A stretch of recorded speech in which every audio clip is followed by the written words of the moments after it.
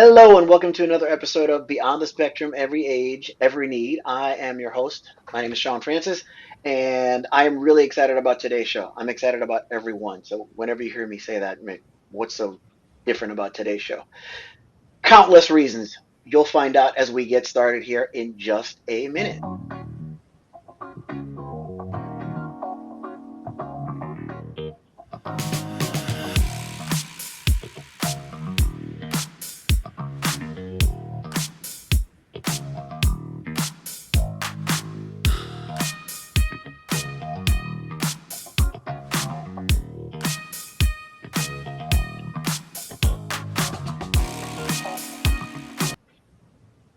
All right, we will get right to it. Before we do, I want to thank our community partners, Billy Footwear. They are the makers of adaptive footwear for all. The story of Billy Price, who is the founder, is one of inspiration. He suffered a catastrophic injury his first week of college and was left paralyzed, had to learn how to do everything all over for himself, and he was able to do so with the exception of putting shoes on his feet. A prototype was born, and Billy Footwear was a prototype was created, I should say, and Billy Footwear was born, and they have served many families, many people, and sold over 1 million pair of shoes. If you check the show notes, you will get 10% off your final purchase price. That includes any sales that they may have going on as well. Also, want to thank our community partners, Soul Grain Granola. This is granola that comes in a ton of fantastic flavors and has no artificial ingredients as well, which is the perfect segue into our topic today and our guests. So if you actually click on the show notes, you will get a discount off your purchase with them as well. Our guest today is someone who, well, we go way back. If I get into how far back we go, we'll both be perceived as old. So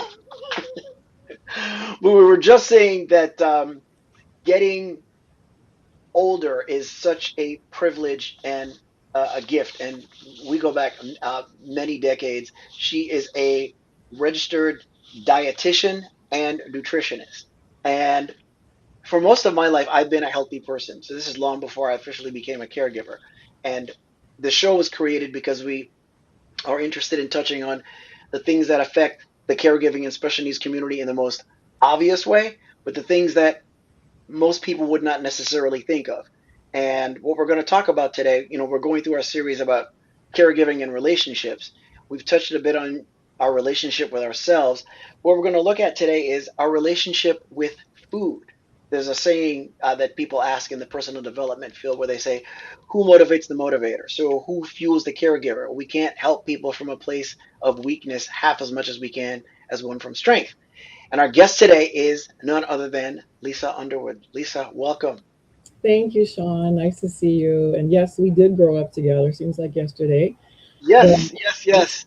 nutrition is so important. It keeps us young, feeling young, and acting young. Exactly. Yeah, yeah, most definitely. And so, being able to have people that I know and have been, close to me for years on the show is just one of the things that I'm grateful for having this platform. But let's talk about, let's see, where do we begin?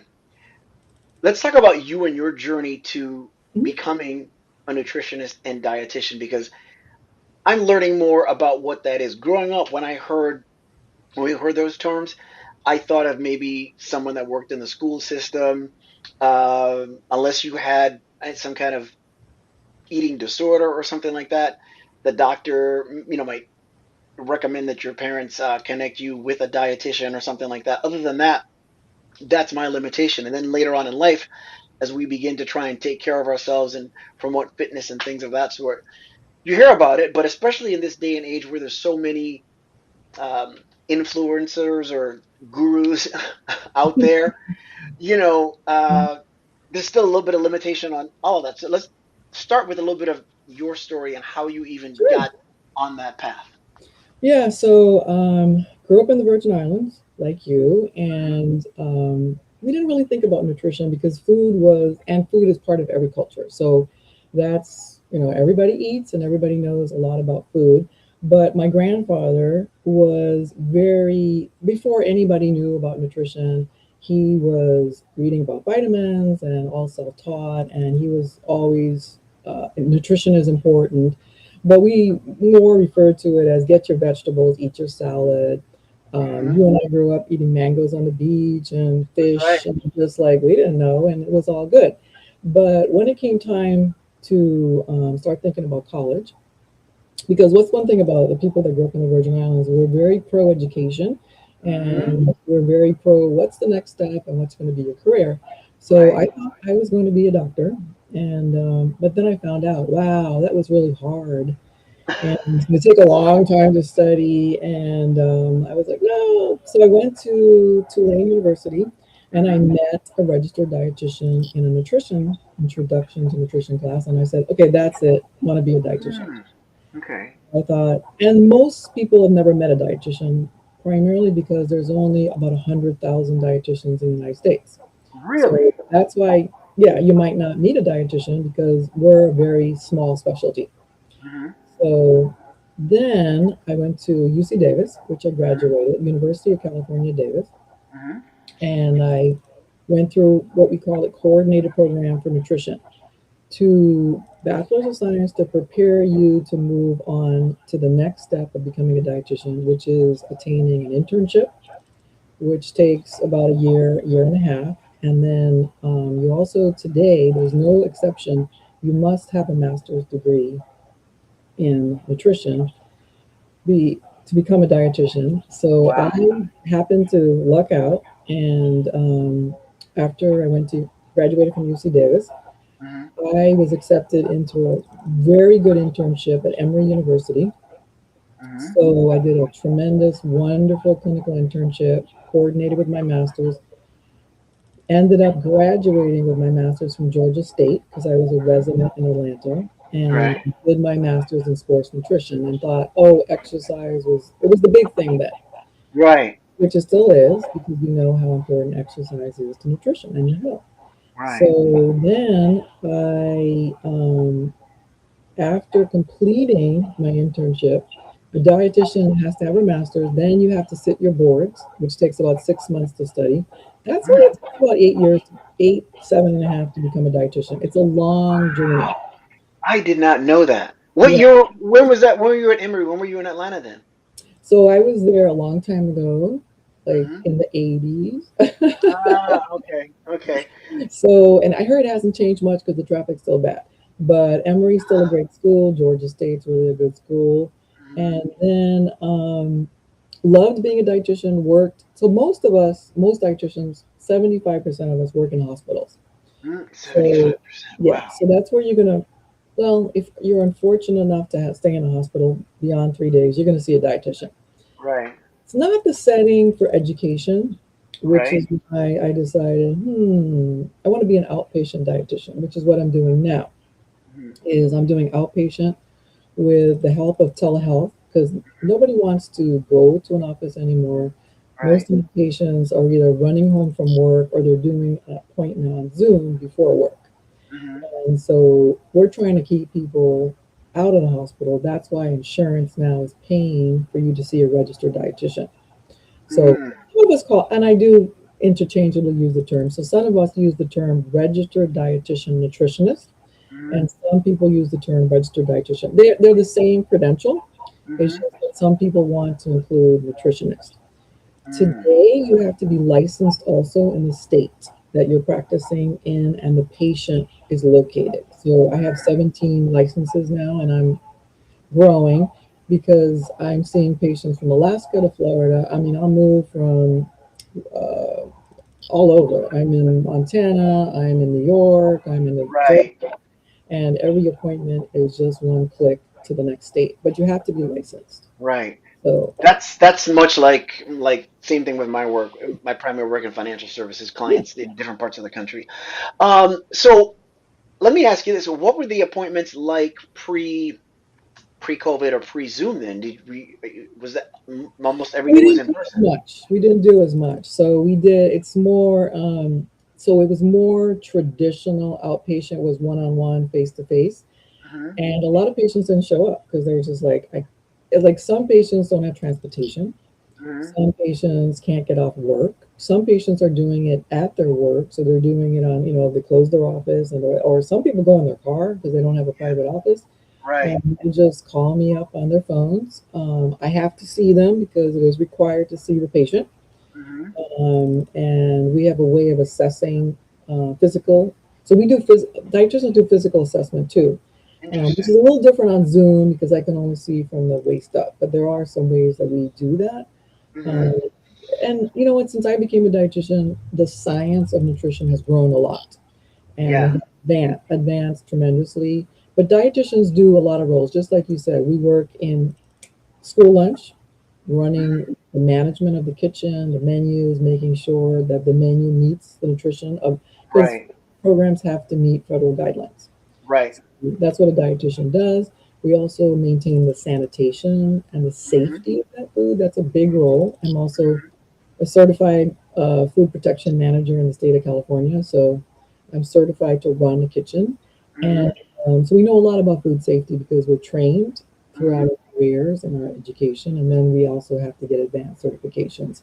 So dietitians are pretty educated and Right. Right. know a Right. lot about food, but we're science based, so we are bound by our ethics to only make recommendations based on science. Mm. Yes. Okay. I So give you my recommendation is because that is based in science. based in science. Okay. Yeah. Because there's some valuable natural alternatives and Yeah. things like that, that are out there, but opinions are a dime a dozen these days with social But media they too. need to be So studied. They need to be yeah. studied because there's over Yeah. 400,000 emergency visits this year in the emergency room due to supplements. So they interact with medications. They Hmm. can. I have a patient, I forget the name of the supplement, but we couldn't figure out why her cholesterol all of a sudden was so elevated, and it was one of her Yeah. supplements. Yeah. Wow. Wow. And I Yeah. was going to ask you about that because I know we're not going to talk about it here Yeah. today, but just I had an experience recently. So about two, more than 20 years ago, I had began taking creatine because guys at my gym had been talking about it. So I Mhm. began taking it, and I never wanted to be big and muscular. I always thought that I would like bulk up or be, and I didn't want that to take place. But I heard that it helped muscle development, whatever. So I was taking it, and I went to my doctor for just a general checkup, and she said, only everything looks good, but I have one concern. You have high levels of creatinine in your blood, and I don't understand why that is. So I just heard the word creatinine. It must be from creatine. I said, oh, it must be from creatine, which I'm taking. She goes, oh, that shouldn't be that high. You should stop taking that. And I just boom, stop. That was the end of that. Mm, And then about mm, 6 months ago, something like that, maybe it was a year, I started hearing about not only people talking about the muscle development again, but then also talking about these cognitive effects. And I was like, wait a minute, how mm, much progress have we made? So I went and mm. spoke to a oh my gosh, kidney specialist, A nephrologist or yeah, urologist? a nephrologist, because I've had some health things that I've been dealing with that have Mhm, been very subtle, but around for a couple years, where there's like a taste in my mouth, little sluggishness here and there. But mhm, since I've gotten on this workout routine, it's not half as bad. So I've been going to different doctors just trying to figure out what it is, and I ended up asking him about the creatine, mhm, um, because I had began taking it, and then when I started hearing those things about it being bad for your kidneys, I stopped. And what he said was, your body produces it naturally. So if you're taking it, what it'll do is that in addition to whatever your body produces, mhm, will almost always give you not just a high reading, but a false one. Because what he told mm. me is, he Okay. said, in looking at your numbers, it says that one of your kidneys is functioning at less than 50%. And if that were true, you would Mm. be on dialysis. You wouldn't be sitting here talking Oh, to me. that's not good. So I Yeah. said, oh, okay. So he said, here's what you do: get off of it and don't touch it for like 3 months, and then come back and see me. Yeah. And if you come back and the numbers look normal, then I know that the reading is false and it's okay to take it. So what I did is I left it alone 3 months, maybe a little more than that, came back, and it was okay. And I was like, all right, so you still learn these things, because I was asking about that and then NAD and how do those Mhm, things mhm. combine with. my medication, but I did the same thing you're talking about, which is I spoke to my primary care physician and Very important. I'm asking because you don't want to like take something and find out because the supplement is so readily available. Yeah, and there not every so there's a lot of new research about creatine monohydrate. So that is showing That's the one. promise for That's the one I'm taking. muscle improvement. But you still have to work out. You just can't take the creatine and not work out. Oh no, no, So right, your muscles need to be worked. So the thing about the kidney is, and everybody is individual. So somebody takes something, even with food, and it has a reaction. Like, for hmm example, somebody eats mushrooms, but they can't digest mushrooms. And right, then it's like, well, that's impossible. Everybody eats mushrooms. And I'm like, no, it's not. Because there are some components of mushrooms which people can't digest. So right, everybody's a little bit different. But creatinine monohydrate is actually showing promise, right. but it cannot be taken in high amounts because then if you do have a symptom, that's why you go to your doctor and talk about it. So it shouldn't be. That's the first question I ask my patients after I take their medical history. I go, "What supplements are you on?" And half the time, they either stop taking them because they also have a lot of GI gastrointestinal problems, and it Right, can come from those supplements. So, right. yeah. That's yeah. Or there That could have I've been an heard. ingredient that was hmm in that creatine hmm because you have to make sure whatever supplement you're ingesting, taking, it has a third party testing. So I was third, just gonna say there's several things to take. So yeah, there's the supplement, and then how much homework have you done on who's manufacturing it, in addition to how it interacts with any mhm, medication you're is taking, it safe? Yeah, and then if you're not taking a prescription, if it's never been introduced to your body yeah. before, it just makes sense to take it in the lowest dose possible and see Well, how here's you another feel. thing too, because I used to work in the pharmaceutical industry, so we haven't studied every drug with every supplement. So when Right. the doctor says or the pharmacist says, I don't know, it's because we don't know. Right. So, I mean, I just bought a book about interactions with supplements and medications because hmm every time somebody is on a supplement, I'm checking all the medications and saying, Yeah. okay. And then when I listen to their symptoms and I go, wait a minute, let me check the supplement. And then when they Right. stop taking the supplement and it goes away, we're like, ooh, it was that.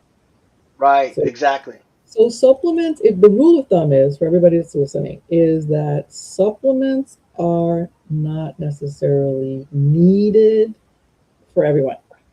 Right. Okay. Right. There are certain conditions of life, like pregnancy. You need a supplement. You're growing a whole new person.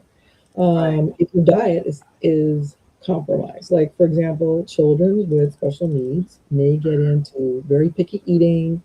They Yes. may get into all children get into this, by the way. So it's not just special needs. They get into food jags where they only can eat red foods or white foods or hmm round foods Textures. or Yeah. yeah, or textures may affect them. And then the concern is are nutrients being left out? And hmm then that's where a dietitian can come in, a dietitian that's specialized in that area. For hmm example, I specialize right now in, I call it weight management, not obesity. Weight management, I'm helping people with diabetes, living with diabetes. Patients prefer not to be called diabetics anymore. They prefer Really to be called persons living with diabetes.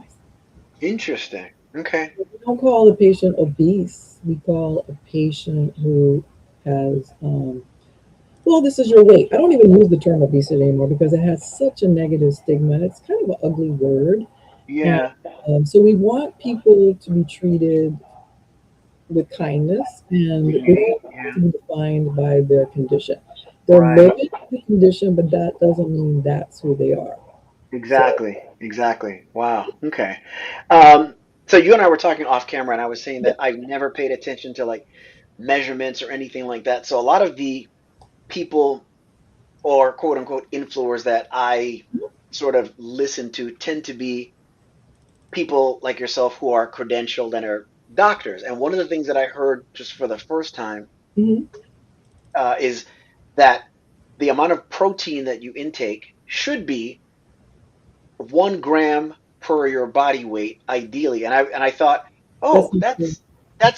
that sounds better than I thought. So you just said that's not true because for me, I was like, okay, I don't. Well, it is based on body weight, but it's based, that 1 gram is based on a 1 kilo.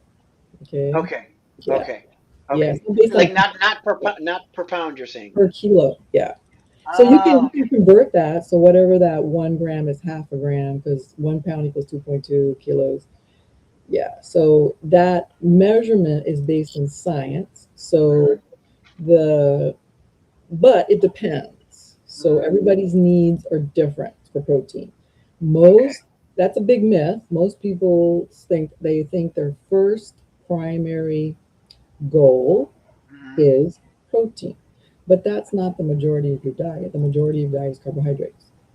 Interesting. In terms Interesting. of grams, in terms Hmm. of percentage of calories, because carbohydrates are your first fuel. Hmm. So See, your brain doesn't work on protein. Now, everybody's very focused on protein and everybody's demonized carbohydrates. Carbohydrates, you don't want to eat carbohydrates. Yeah. How many times have you right. heard, don't eat carbs?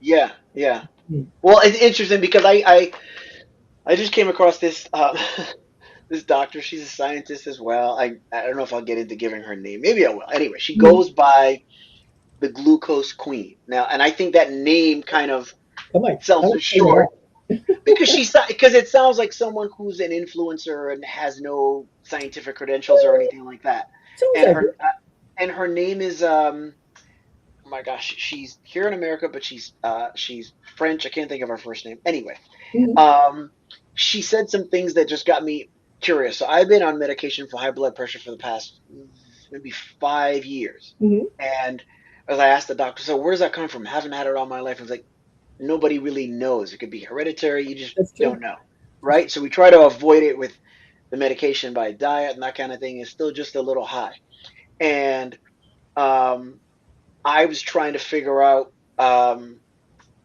I've had like a sensitivity to certain salty things Hmm. where I just don't feel right, and I know that I try and watch it, but I've never really thought about my sugar intake, and I have a family history of diabetes. Hmm. So, and I find myself craving in the morning protein with like I don't know, maybe if it's rice or bread or something like that, but not staying away from carbs because I like my carbs, Good. but not having something sweet first thing in the morning. And she talked about things that I thought seemed sort of extreme. The one thing she said is she had a notion of like you shouldn't have what she calls um, naked carbs. The carbs should be dressed with some kind of protein, right? So in other words, you should have Okay. protein to go with that, which isn't bad. But then she said that most people, especially here in America, have like some ridiculous amount of glucose crashes or spikes, excuse me, Hmm. throughout the day by the afternoon because they've Hmm. been set forth by what we eat in the morning, not only being processed but sweet, talking about pancakes, Hmm. syrup, waffles, sugar, or whatever. And she's to the point where she like doesn't have orange juice in her household at all. And I'm just kind of like, Mm. okay, a She's little not, radical. she doesn't sound credentialed. No. Yeah. Well, she is on paper, but you can be credential and radical too. So I Well, don't. she doesn't sound like she's a registered dietitian. So, and as you That's know, possible. the Yeah. registered dietitian is the only health professional that actually studies nutrition. So Mm, nurses take a very small amount because, frankly, their curriculum to become a nurse, a doctor, a pharmacist, you have to be focused on that area, while a dietitian right. is focused on nutrition. Right. So, even though they're passing legislation now or they're trying to encourage medical schools to do 40 hours of nutrition, I don't know how much that's really going to change Hmm. awareness for nutrition, but it takes a very long time. You know, I started to add up the thousands of hours. I mean, it takes 2,000 hours just to become an expert. That's after you're trained in an area, Wow. right? Yeah. So, I mean, look how long it takes to become a surgeon. So Yeah. that's 12, 15 years. So a lot of things she's saying, glucose queen, is very generalized. But what we do talk about today, when we talk about carbohydrates, so we said Hmm. carbohydrates are your body's first and most preferred fuel source. Mm, Human physiology hasn't changed in, I think, over 10,000 years, and it's probably not going to change because there's no right. things that are going to cause us to change because we're a pretty set society. We don't have to go out and forage for food anymore. Right. Oh, okay. So her name is. She goes by. It's actually, and I think it sells. I think it sells one short because it just sounds fantastic. Is that even a word? But her name is. Her name is. She goes by. The handle is. the glucose goddess, but it's Jessie Mm. in I believe her last name is pronounced in She's French, and the manner in which she delivers her message, you know, makes sense. But my whole thing is like, again, you brought up an interesting point though, because I think she's a biologist, she's a scientist, and her focus is on glucose specifically. And I think what I got from what she was talking about is that growing up, as we talked about growing up in the Caribbean, we have our meats and our sweets and all that kind of stuff.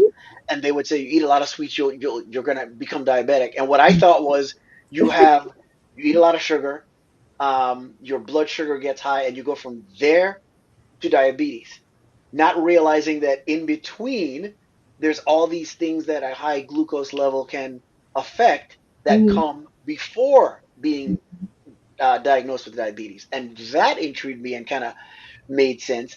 But like I said, she's not a nutritionist though, so that carries some weight. So go ahead. It's hard to discern because most influencers pick a fact and then it's because they do pick something that's true And and run then with it. it sounds good, but there's a lot of misinformation, and now we're concerned as a healthcare professional with disinformation. Yeah. So if if it was true that you ate carbohydrates and everybody became a diabetic or living with diabetes, then everybody would have diabetes because Right. all foods have carbohydrates except for the high protein foods like eggs, fish, chicken, fish, right? Pork. Right. Right. Everything else, everything has a carbohydrate. So your body's natural response to a carbohydrate is to produce insulin. Right. And that was my thing because of the family history, and I've thought recently Mhm. about, I don't consume sugar, a lot of sugar in its obvious places, but I like my carbs, and I know I eat a lot of it in other places, especially in this country where it's so prevalent in our foods. So do this then. Let's do this. Mhm. I try not to ask two questions at once, but I can't keep up with this That's stuff in my brain. okay. So two things. One, what do you think one should generally start with? Like, for instance, my wife and I were talking about, and my wife is Mexican American. I think this tribe, carries over into Caribbean culture as well, which is having coffee in the morning with something sweet. Yeah. That's a very typical A cultural lot of thing. countries, like in France and Yeah, in Italy, yeah, that's a very typical breakfast. Yeah. yeah. Um, And what's well, your thought on that? Is that too much sugar? You have sugar in your coffee and you have some kind of croissant or a sweet so or you something like can't that? just take one food or one meal and say Mhm. that's bad because nutrition happens all day long, right? Some people eat, so they put something in their mouth 5, 7 times a day. Yeah, So there's plenty of people that have sweet things like donuts, uh, croissants, they have brioche in Italy. And that doesn't mean they're necessarily going to have diabetes or heart disease. It or really even a depends. spike.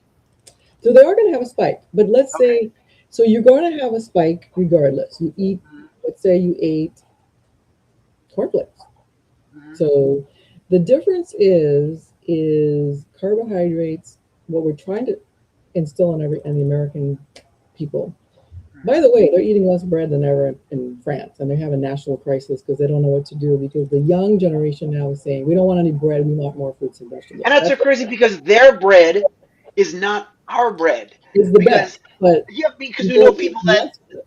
Yeah, yeah, like my wife and some of the kids, they went yeah, to they went to Europe. I think it was like last year, and this yeah. wasn't the first person that I heard say this. Like, my daughter was she has sensitivity to gluten, Right. right? A lot of So it's people do. gluten-free Yeah. bread, and as they're over there on the trip, she ate bread the whole time, no problem at all, because there's just more junk in Well, our your food sensitivity here. might be something else because that's where you get with the dietitian to try to tease out that sensitivity. But the reason why I mentioned France is because their whole national identity is attached to the baguette. I mean, they have about a Right, law about it. But right. the younger generation coming in does not want to eat as much bread. They want to eat more fruits and vegetables. Ah, So yeah, they're more health conscious. So they're going, not that bread is bad, but they don't want to eat as much. as much. Yeah. Hmm. So, but Interesting. back to breakfast. So, Yeah. breakfast is really the opportunity to get more fiber in your Mhm, meal because fiber that's attached to plant food, such as breads or cereals or nuts, chia seeds, what other beans, Hmm. uh, that carbohydrate with the fiber keeps your blood glucose even. So because so I think what the glucose queen was talking about is dress your carbohydrates, but dress them with fiber. Right, And then right. you She want included. That's to, exactly what she said. Yeah, yeah. and then you always want to combine your carbohydrates with protein. Hmm. So you like this morning, I'm like, I don't only recommend things, I make sure that I'm doing them too, because I'm like, how hard is this? So I made my night before I made my overnight oats, which by the way, Hmm. you can make your own very Yeah. inexpensively. So I made my overnight oats. I drink milk because I'm not lactose intolerant, great Hmm. protein. So I put my 1 part oats, 1 part 2% milk. Hmm. I put a tablespoon of chia. I put some blueberries, just a little squirt of honey. Delicious. So I have a Right. really high fiber. Now it's high protein, high fiber, high carbohydrate. It's balanced. It's balanced. It's got a little Yeah. bit of everything. And that's what the body wants. Yeah. So the reason why breakfast is so important is imagine if you went to bed at 8 o'clock Hmm. or 9 o'clock, whatever, and now you Yeah. wake up and you've gone 8, 10, sometimes people wait 12, 14, 16 hours without I was eating. going to touch on that next. Yeah, yeah. Guess what happens if you don't eat? Guess what happens? Your well, actually, wait a minute. Now I really want to answer that, You know and you this. tell me if I'm right. Is that if you don't, then I mean, obviously you're depleted. You don't have fuel, but I think the answer you're looking for is what your body is doing internally. If So you your don't. body needs energy, right? Mhm. So Yeah. what happens with especially a lot of adults is we get up, we're rushing, we don't have time. A lot of us get up when we don't feel hungry anymore, and a lot of us eat late at night, or Yeah. we eat high fat meals, or we have a lot of alcohol, and then the next day we get up and we don't feel so well. Yeah, it's like Right. breakfast. I don't want breakfast, and then I'm going to wait till lunch. But here's the thing: your body's on autopilot, so it needs what it needs, and your body needs a steady stream of amino acids and glucose, Glucose. carbohydrates, to fuel the Hmm. body. So it doesn't matter if you don't eat or not, it's going to take it from you. So, So so when people would say if you don't feed your body, it's kind of eating itself. That's it not. is. That's It is. exactly what it is. It Wow. is. Okay. It So is. then let me ask. Well, I'm gonna Yeah. So make a you're comment. working out and you're making all these muscles, right? But then Yeah, you don't eat breakfast. And then and that's when guess you what you really mess need up? to eat. Well, So you don't there's feel like a. eating, but your body says, I don't really care what you need. I need it. I need to get it, and it's interesting. So there's a doctor by the name of I'm dropping all these names because all these things I'm learning. Her name is Dr. Rhonda Patrick. So she Hmm. she is her. I think her podcast is called. I think it's called Finding Your Fitness. But she Hmm. covers everything from exercise to nutrition. Hmm. And what I liked about her approach is the same that I get from a guy by the name of Morgan Housel, who works in financial services and has a great book called The Psychology of Money, which Okay. is he talked about his public telling his irritating his publishers because they were you don't have a how to in here. He goes, I don't know everybody's financial situation, so I'm not going to tell everybody what to do. Exactly. And then she was asked, what do you think about you a morning working out in the morning, eating before like a pre-meal workout versus being fasted when you work out? She said, I personally feel better if I'm fasted before I work out and I Mhm. might eat a little later on. That might not work for you. You need to do that and pay attention to No, it's not going to work for you with how diabetes. I'll tell how you you that. feel. Yeah. And that's what she was saying. She said you need to Hmm. try something and pay attention to how you feel. So I think Hmm. there's whether we're talking about nutrition or anything else, so much of us are on autopilot that we underestimate the value of stopping to pay attention to how we think, how we feel, and seeing how things affect us. Because so much of it is on autopilot, and I'm not judging anybody because if something isn't prepared in the house and I'm going to eat, I've stood there with something that's not that bad as a handful of nuts, Hmm. or dare I say, a handful of chips, as I'm trying to figure out what I'm going to eat. No, I mean everybody's going to eat chips. I mean, come on. Yeah, everybody's Yeah, going to eat a hamburger. It's just not every day. Yeah. right. There you go. There you go. I was But thinking of. also too, this not eating breakfast thing, because this is a real trend because I see a I lot was of going to people. ask you your thought on um, um, intermittent fasting because I found myself on some days doing what I call involuntary intermittent fasting. It's Mhm. been a while because Mhm. since I've been on probably the last 6 months to a year, I finally got I got a schedule done and everything. So I work out 5 days a week. The weekends I'm off, and I work out fasted. My system, I don't have anything in my system as I do, but Mhm. right after I then eat. Prior to that, I would have this involuntary intermittent fasting where I'd be like, oh, it's noon or 1 o'clock and I haven't eaten yet. And I would crave protein. So some people again say, for some people it works, some people it might not. What is your thought on intermittent fasting? Well, you don't need to fast. I mean, you sleep every night, right? So you're fasting. So, because unless you're eating in your sleep, there are people that get up and eat in their sleep. That's a true thing. If they really do, it's a disorder, and they get up and they read and they can't remember, and they go back to bed, and then we're like, "Why are you gaining weight?" Why is And there ketchup on the pillow? I'm like, "Hey, I woke up." No, seriously, they wake up and they're like, "It's crumbs everywhere." Well, they find the refrigerator open. What? Yeah, and it's a sleep disorder. So, Wow. but you are fasting every night. But I'll tell you what. Mhm. When you fast, your metabolism slows down. Right. Do you want your metabolism to slow down? Most And for people some don't. people, yeah, yeah, true. Eating increases your metabolism. That's why you feel warm when you eat. That's why on a hot day you gravitate toward cooler foods. So it Mm-hmm. is completely healthy to eat. It is healthy to have an appetite. When you don't have an appetite, it's usually because you're running on stress, your Hmm. cortisol levels are raised, that Right. produces your glucose Hmm. production, your liver releases, everybody gets in there because you're stressed and you're not eating. So that's the worst combo is to fast while you're stressed because you're putting Mm-hmm. your body under more stress. So my Right. patients, I have patients that have years gone with fasting and now their metabolism is they eat more than 1,000 calories, they gain weight Wow. because their Okay. metabolism is slowed down. Slow down. And Mm-hmm. then as a result of that low metabolism, as soon as they eat, it goes directly to fat. Wow. Mm-hmm. So what does the science say? The science says at first intermittent fasting can work. People say, "Oh, I lost 10 pounds, I lost 20 pounds." Long term, when we follow people and we study what's going on, That's the key. You just said long term. they Mm-hmm. regain the weight and plus. Mm. So Okay. is it really beneficial to your health? Mm-hmm.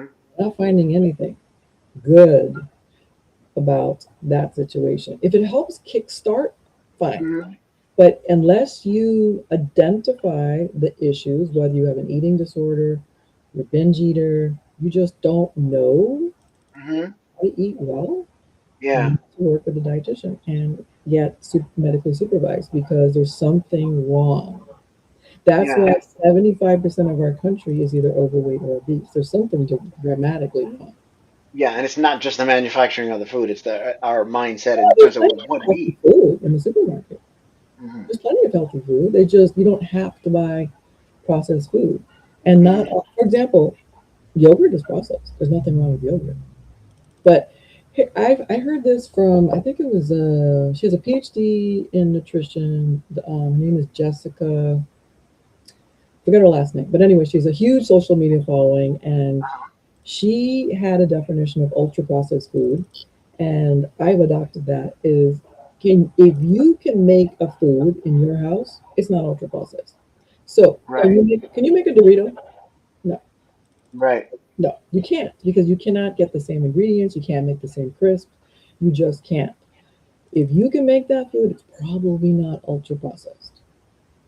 Yeah, and there's Right. nothing. We don't even have a legal definition of ultra processed, but Right.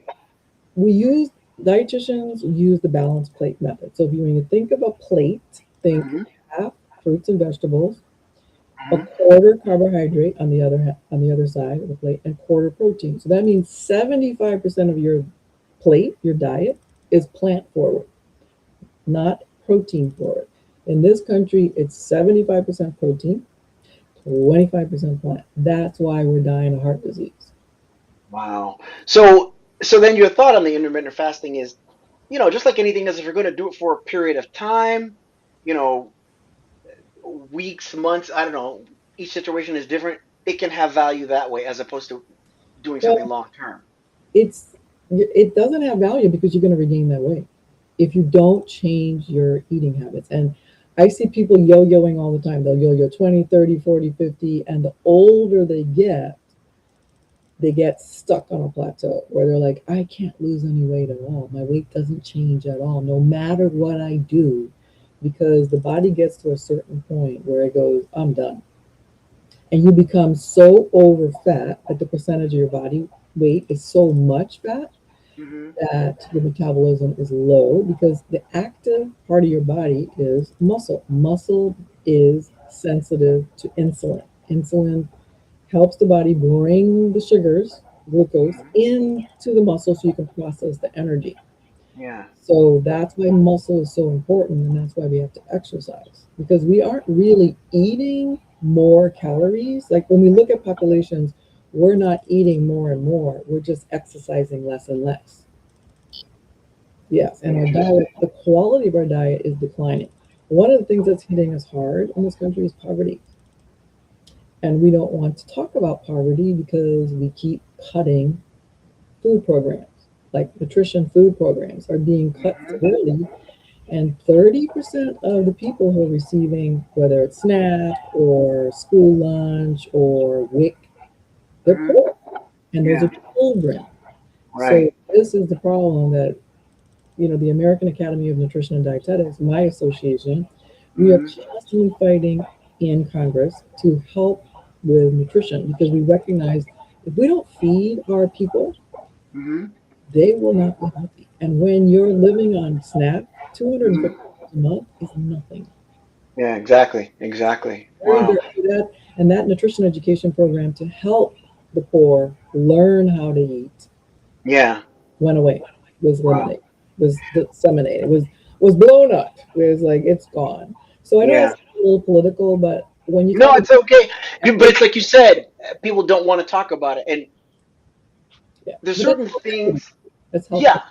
Yeah. yes. And there's certain things that fall under the definition of politics that can't be avoided because being more than a political topic, it's really a human one and it can't be avoided. Um, so there's two things I'm thinking. One Mhm. is provided that you're okay with it, you're Sure. no longer a guest on the show and you are now a contributor because I want you to Oh, be yeah. back because we're not going to have enough time to cover everything I Yes, want I to. think so. But a caregiver is a broad definition. Um, True. I didn't identify my wife and I as caregivers until in the last maybe 3 to 4 years. Mhm. Our son was diagnosed with autism at 3. He turned 20 a month ago. Yeah, it's And the amazing. reason and the reason why we're spending all these years not identifying as caregivers is because I'm not a caregiver, I'm a parent. And then Mhm. in certain cultures and communities, you're like, I'm not a caregiver, I'm just a son or a daughter caring for my elderly parent. That's not, what do you mean caregiver? But it's a very broad thing. And so for one who is a caregiver, I saw a post the other day actually by a guy on TikTok, and it made me stop and think because it isn't my experience. He said, somebody says, you got to stop and care for yourself. You need self care. Mhm. And it's just not possible. He's the only person that takes care of his wife. He doesn't have any relatives or anyone that can. And she has, I think it's cancer. And Oh, that's he terrible. can't work, can't do any of that. And I got to thinking, all right, that's not my situation. Each person's situation is different.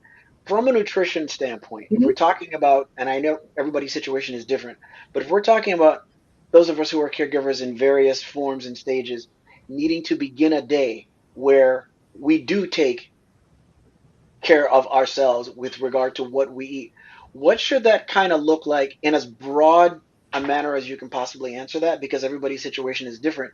But we obviously can't afford to get up and I need to eat something. What's available? Let me eat what's available as opposed to thinking about what's going to get me through the day and fuel me well in addition to what I enjoy. Yeah. So yeah, it's very hard when you're the caregiver. To me, the caregiver is 40 hours a week is tied up, dedicated to the other person who cannot care for themselves, their daily activities of life. They just can't. They Right. can't make decisions on how to make food, how to buy food, how to prepare food, and when to even eat. Like for example, caring for an elderly patient or parent with dementia. They don't Mhm. remember how to eat. They don't remember they're Right. hungry because the Right. signals are turned off. But I have quite a few patients who are caregivers, and they come to me and they say, "Well, how do I take care of myself?" And I say, "Yep, the self care is self respect." Hmm. So that's the first thing I said. Like, do you understand that you are necessary? So if you fail with your health, your loved one is going to be alone. So Hmm. wait a minute, what? So first, I have to help people understand that they accept that there's a relationship between what you eat and your health. Hmm. Because if you can't even connect on that level, then not no one's going to eat. But it Right. is hard because I know plenty of moms that are taking care of children, no special needs, but they will tell me, "Well, I'll just make food for my children, and then I'll eat off their plate." Right. And I'm like, okay, that's nice, but your child is 2 years old, and the textures that they're going to eat and the food they're going to eat is completely different than one you need as a grown Hmm. woman. Right. Like, okay, well, how do I do that? So there's a lot of different.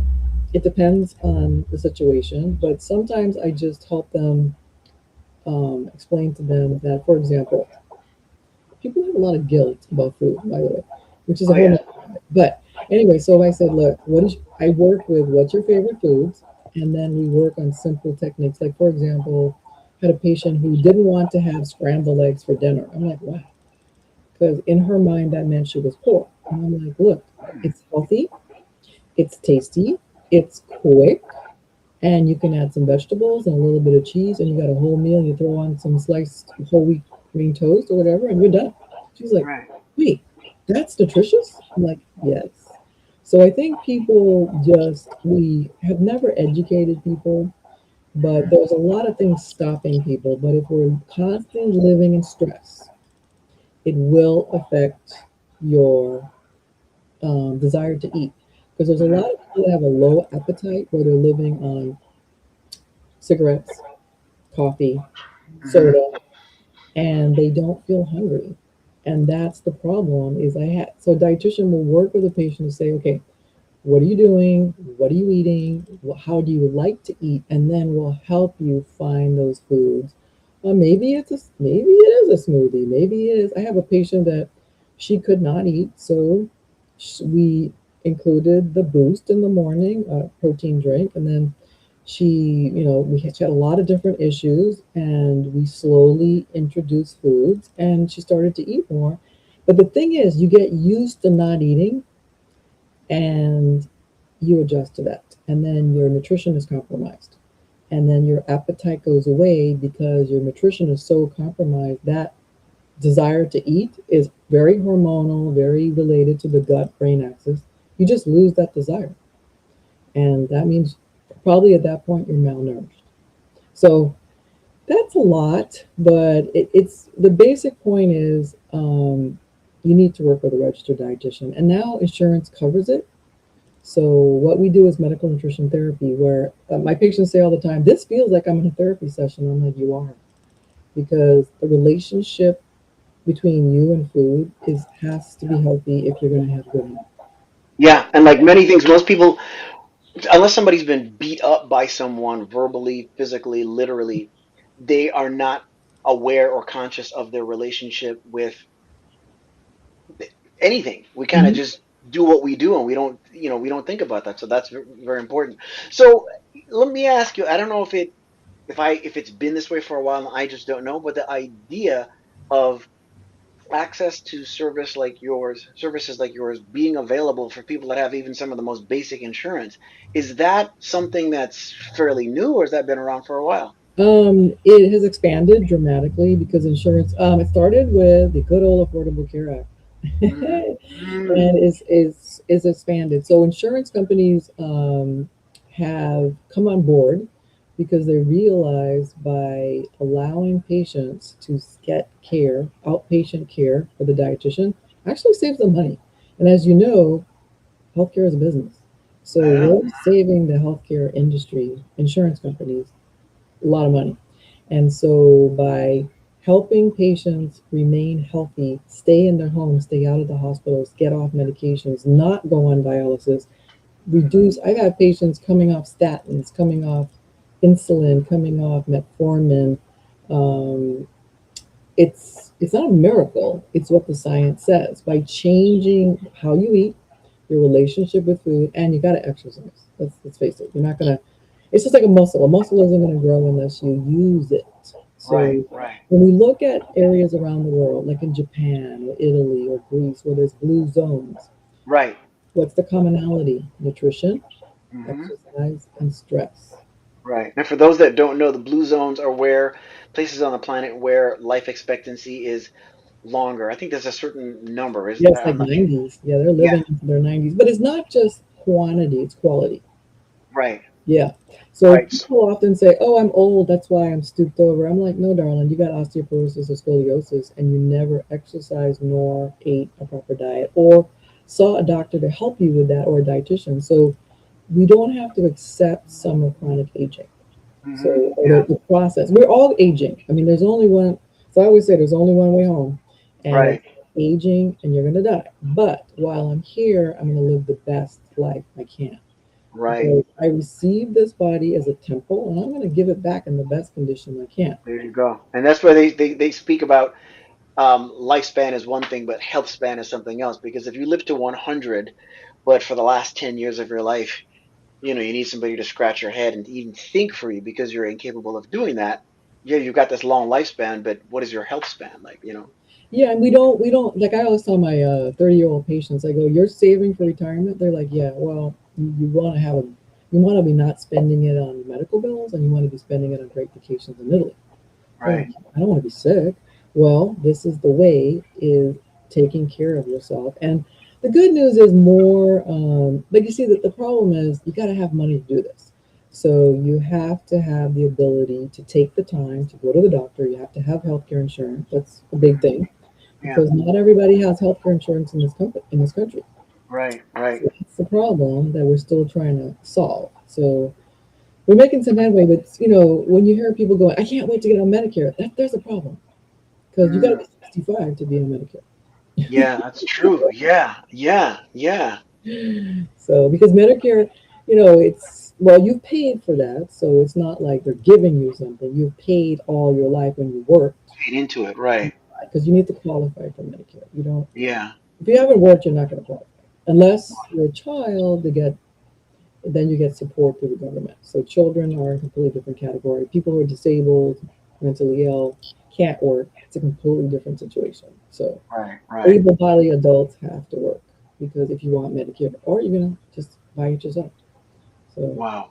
it's quality Yeah. of life. So nutrition is very important to that. Now, insurance has expanded the benefits a lot. We take every insurance now, and you name it, we take it. So, Hmm. or you will have, if you have a really high deductible, you'll have to pay out of pocket because it doesn't matter. We're a specialist. So, whether you go to a nephrologist, a kidney doctor, or a dietitian, and you have that plan that has a high deductible, you'll have to pay out of pocket. But Right. we help keep you healthy. Right. And then your services are available through a company called Nourish, correct? Yes, we're growing. Lots, yeah. We're 50 states. We only, the company is only in the United States. Hmm. We've now hit 5 years, 2 million patients. Wow. And yeah, so I'm an employee, but I use the services of the platform. So it's fabulous. They have Gotcha. all the bells and whistles. The tool, the app itself, which by the way is free, Hmm. you Oh, don't great. you can use the AI tools, and then the hope is you like it so much you sign up and you get an appointment with a dietitian. So the AI tools are wonderful because you can just take a picture of your food and the AI will tell you, "Hey, not enough protein. Hey, maybe some more fiber next time." Ah, wow, that's fantastic. So what I'll do is I'll share with the audience a little shot of your site, what that looks like, Yeah, and so they can go there and book and schedule a time with you. There's an introduction to you, and then what's interesting is at the site it notices your specialties, which are celiac disease, mhm. diabetes, and pre-diabetes, disordered eating, emotional eating, general health, gut health, heart health. That's a lot more than I would have expected. Men's health, vegan, Yeah, vegetarian, women's a health. lot. Yeah, And and then you then so can sign up there with your insurance, and you can, most insurances will take. So that's the great part is you can put everything in and we'll tell you right away if you're covered. Yeah. Okay. So And then 94% of insurances do provide benefits for nutrition. wow. And then it says um, your approach, when it gives approaches, the things you would expect, accountability, and the things we're talking about here today, relationship with food and meal planning, which is typical. But what's a little different is it says intuitive eating. How do you define intuitive eating? Tell us about that.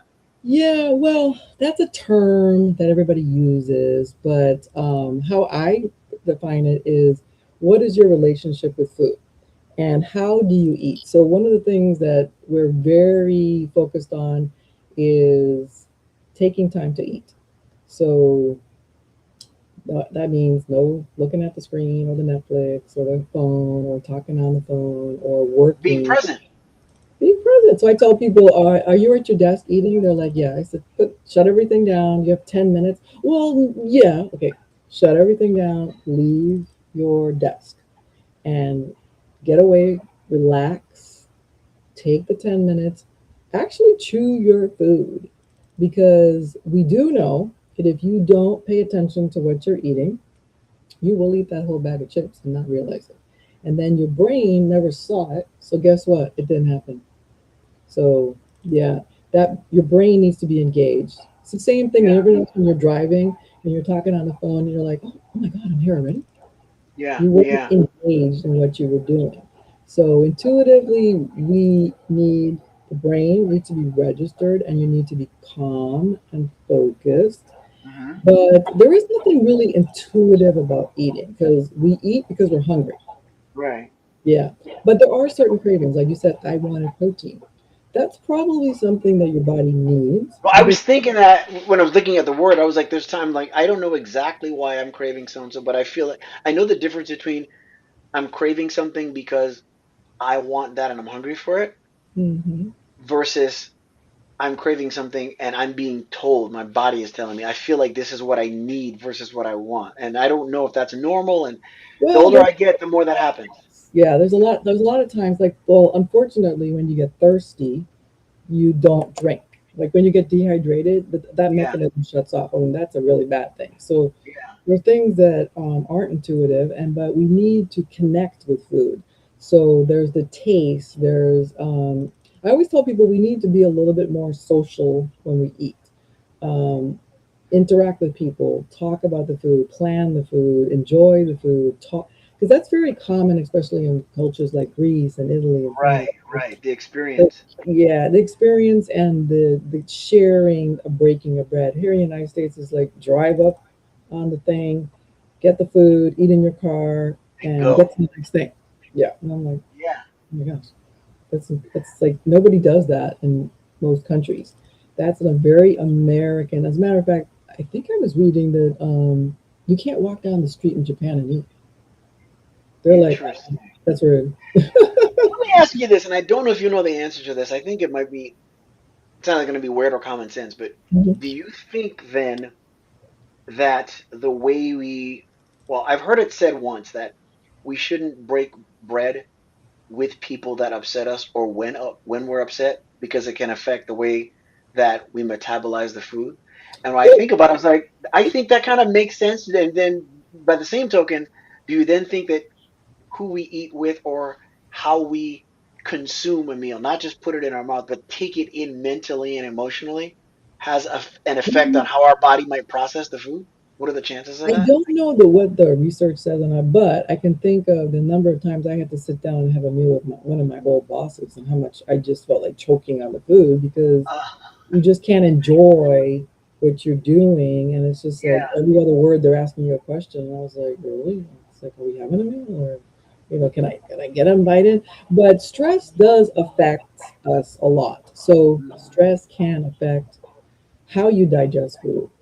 Stress can also affect your GI system. So when you hear people going, "I'm so stressed out, I'm constipated," that is true. I'm yeah, so stressed that I have diarrhea. That is true. Or you mm, say, so people say, "Oh, I got an ulcer." That's yeah, probably from stress. yeah, So, yeah, yeah, yeah, but you sometimes you can't avoid those situations. So yeah. because there's True, always true. going to be that person at Thanksgiving, like, "Oh God, who invited them?"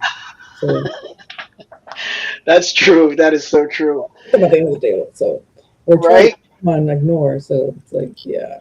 Or the person Yeah. who's there who didn't bring anything, was complaining about all the food. Yeah, that person. Yeah. So So that just goes back to what we talk about, on the show all the time, which is the importance of mindfulness. As I told you, the hour would go by so oh, you're fast. fine. Time flies as you have fun.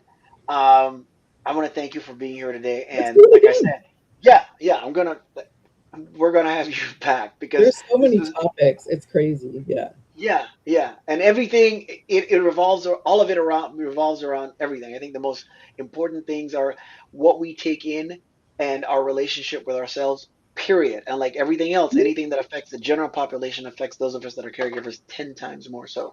It does, and we need more caregivers because they're very important to your family. So the family unit Mhm. is so important, and we all have some like. I used to work in nursing homes, and people would say, "Well, how do you do it?" And I said, "You know what? I sure hope when I'm this age, somebody's helping to take care of me." That's what I Because tell yeah, people. Yeah, I always tell people if the term caregiver or anything like that seems yeah, foreign to you, if you're blessed with a remotely long life, not even a really long one, yeah. a remotely long life, you will either get temporary membership into the community by way of an injury or illness, you will be caring for someone that you love, or you will need care yourself. Absolutely. And I said, I hope I have somebody as kind as me, because they kept saying, "Oh, no, I'm a father." And I said, "No, not at all. Yeah, You need something and I'm here." And they're like, "Oh." yeah, So just to be kind to people. It takes a lot of patience, and we're all people. But if you eat well, you will be prepared to handle that stress, because there is a relationship between how you eat and how you handle stress there you and go. depression. Yeah. Yes, yeah, and Yeah. we'll touch on all of those when you Okay, come back. great. Thank you so Okay, much for see being you. here. So good To to see you everyone, again. Okay. yes, same here. To everyone within the sound of my voice, thank you so much for tuning in and supporting the show. And make sure to follow us, like, and subscribe on social media. And you can also follow our website, which is beyondthespectrumpodcast.com. That's beyondthespectrumpodcast.com. Thanks again to Billy Footwear and Soul Grain. And you can click in the show notes to get your discount. And then if you are a male who is a caregiver or you know someone that is, you can also feel free to join our group known as the Den. We meet bi-weekly on every other Tuesday on Zoom, and we have members from Mexico City to New York, here in LA, and in between. So, to everyone within the sound of my voice, remember, let's try and be a little bit more childlike, less childish. Questions have so much more power than statements, and everybody needs the same thing to be seen, heard, and loved. Thank you so very much.